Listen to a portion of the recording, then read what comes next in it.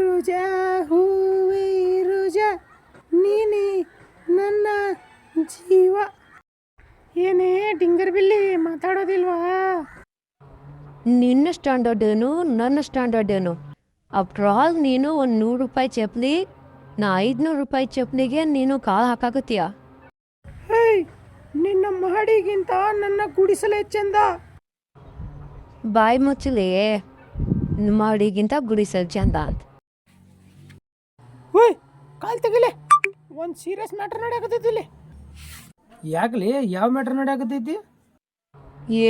ಯಾವುದೂ ಇಲ್ಲ ಮರಯ್ಯ, ಆ ಕಡೆ ಕರ್ಕೊಂಡು ಹೋಗಿವನ್ನ ಸುಮ್ಮನೆ ತೆಲಿಕಿನಾಗುತ್ತಾನ ನಂದೆ.